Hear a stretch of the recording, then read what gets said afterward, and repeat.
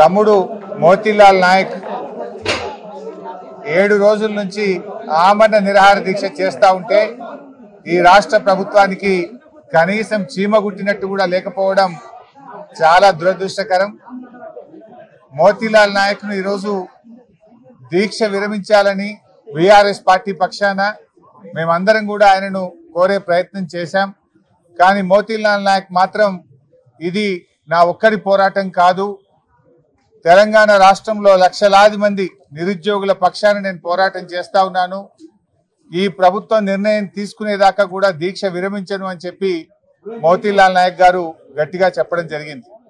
కానీ మేము ఆయనను పదే పదే కన్విన్స్ చేసే ప్రయత్నం చేశాం. అందరం మీ వెంట ఉంటాం, కలిసి పోరాడదాం, ప్రాణం ముఖ్యం, తల్లిదండ్రులు నీకు లేరు, తండ్రి లేడు, తండ్రి లేని పిల్లడు, నీకు అనేక బాధ్యతలు ఉన్నాయి, దీక్ష విరమించాలని చెప్పి మేము చాలా రకాలుగా మోతీలాల్ నాయక్ను కన్విన్స్ చేసే ప్రయత్నం చేశాం. ఈరోజు ఈ ప్రభుత్వం ఎట్లా తయారైందంటే మొద్దు నిద్రపోతా ఉంది. ఆ రోజేమో ఎన్నికల ముందు నిరుద్యోగుల మీద కపట ప్రేమ చూపించి నిరుద్యోగులను ఎన్నికల కోసం వాడుకొని ఎన్నికల ముందు హామీలు ఇచ్చి ఇప్పుడు ఎన్నికలై గద్దెనెక్కిన తర్వాత ఆ నిరుద్యోగుల గుండెల మీద తన్నుతా ఉంది రేవంత్ రెడ్డి ప్రభుత్వం. ఓడదాటేదాకా ఓడమల్లప్ప, ఓడదాటినాక బోడమల్లప్ప లెక్క నేటి కాంగ్రెస్ ప్రభుత్వం ఈ పార్టీ యొక్క పరిస్థితి తయారైంది. ఆనాడు నిరుద్యోగుల కోసం మరి ప్రొఫెసర్ కోదండరామ్ గారు కానీ, అదేవిధంగా రియాజ్ కానీ, బల్మూరి వెంకట్ కానీ, మురళీ గారు కానీ, రేవంత్ రెడ్డి గారు, బట్టి విక్రమార్క గారు, వీళ్ళందరూ అశోక్ నగర్లో కోచింగ్ సెంటర్ల చుట్టూ తిరిగారు, బస్సు యాత్రలు చేపించారు. రాహుల్ గాంధీ గారిని కూడా అశోక్ నగర్కి తెచ్చి మాటలు ఇప్పించారు, ప్రామిస్ చేపించారు నిరుద్యోగులకు. మరి ఏమైపోయింది? ఇలా మీకు మాత్రం ఉద్యోగాలు వచ్చినాయి, నిరుద్యోగులకు ఉద్యోగాలు రాలేదు. రేవంత్ రెడ్డికి ఉద్యోగం వచ్చింది, కోదండరామ్ గారికి ఉద్యోగం వస్తూ ఉన్నది, రియాజ్ గారికి ఉద్యోగం వచ్చింది, వెంకట్కు ఉద్యోగం వచ్చింది, మీకు ఉద్యోగాలు వచ్చినాయి, మల్లన్న గారికి వచ్చింది.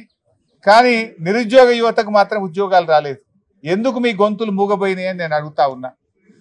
మన రాహుల్ గాంధీ గారు ఆ రోజు మీరు అశోక్ నగర్కి వచ్చి నిరుద్యోగ యువతకు మాట ఇచ్చారు, మేము 1,00,000 ఉద్యోగాలు 2 లక్షల ఉద్యోగాలు ఏడాదిలోగా నియామకాల ప్రక్రియ పూర్తి చేస్తామన్నారు. 7 నెలలు అయింది, ఇప్పటి వరకు జాబ్ నోటిఫికేషన్ రాలేదు. మేము జాబ్ క్యాలెండర్ ఇస్తామని చెప్పారు, 2 లక్షల ఉద్యోగాలు సంవత్సరంలోగా నింపుతామని చెప్పి ఇవాళ 7 నెలలైనా జాబ్ క్యాలెండర్కు అతిగతి లేదు. రాహుల్ గాంధీ గారికి మా నిరుద్యోగుల బాధలు వినబట్టలేవా అని నేను అడుగుతా ఉన్నాను.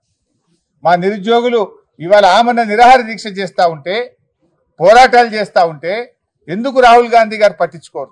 ఇవాళ ట్విట్టర్లో కూడా మా నిరుద్యోగులు రాహుల్ గాంధీకి ట్యాగ్ చేస్తూ మీ రేవంత్ రెడ్డికి చెప్పండి, ఆనాడు నువ్వు ఇచ్చిన మాట నిలబెట్టుకోండి అని చెప్పి రాహుల్ గాంధీకి ట్విట్టర్లో పోస్టులు చేస్తే కూడా మరి ఆయనకు చూడడం లేదా, కనబడడం లేదా, వినబడడం లేదా అని నేను అడుగుతా ఉన్నా.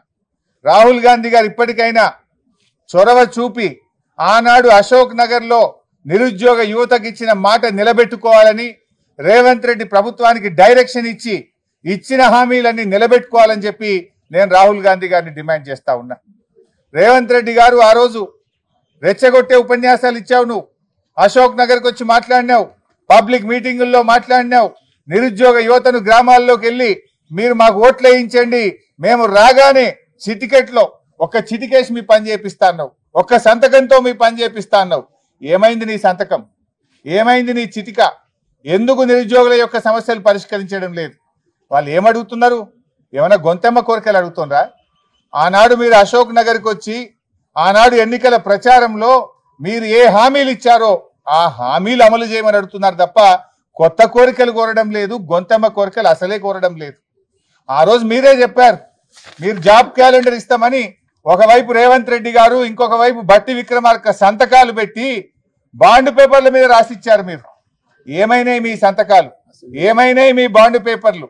అసెంబ్లీలో ఆ రోజు ప్రతిపక్ష స్థానంలో ఉండి ఇదే బట్టి విక్రమార్క గారు 1:100 పరీక్ష పెట్టాలని అడిగారు. ఎందుకు పెట్టరు అని అడుగుతా ఉన్నా. అంటే ప్రతిపక్షంలో ఒక మాట, అధికారంలో ఇంకో మాట ఉంటుందా?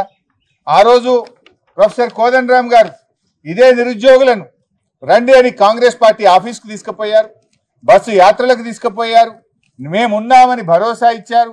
అధికారం రాగానే మీ సమస్యలు పరిష్కరిస్తామన్నారు. ఇవాళ పోయి మా నిరుద్యోగ యువకులు మాట్లాడితే ఇది కాన్స్టిట్యూషనల్ బాడీ ఏమీ చేయలేమని చేతులు ఎత్తుతున్నారు. ఆ రోజు మీకు తెలియదా? మీరు ప్రొఫెసర్ కదా, మీరు మేధావులు కదా, అయినా అది చేయడానికి అవకాశం ఉంది.